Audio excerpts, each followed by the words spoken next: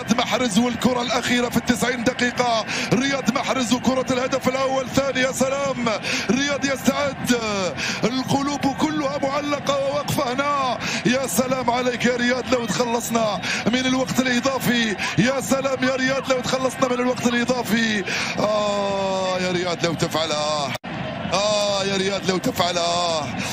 يا رياض لو تفعلها. المخالفة بين رياض محرز ويوسف بلايلي هي الكرة الأخيرة والفرصة الأخيرة. الحكم يقول لكم كصمة لازم تحترموا المسافة القانونية. غير محترمة المسافة سيد الحكم، غير محترمة المسافة سيد الحكم. رياض محرز يستعد لتنفيذ هذه المخالفة. حطها في الجول يا رياض، حطها في الجول يا رياض، حطها في الجول يا رياض، حطها في الجول يا رياض، حطها في الجول يا رياض، حطها في الجول يا رياض.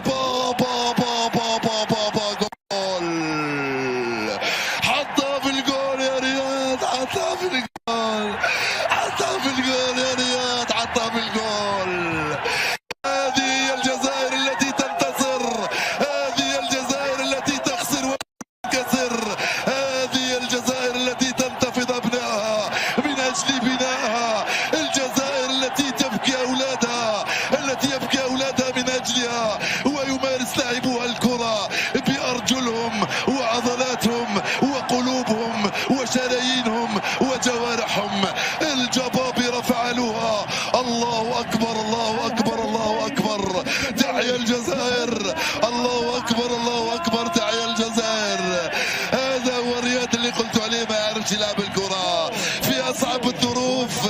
يكتب التاريخ عناصر المنتخب الجزائري، نعم يكتبون التاريخ عناصر المنتخب الجزائري. كتبنا التاريخ سنة 90 ونكتبه 29 سنة من بعد.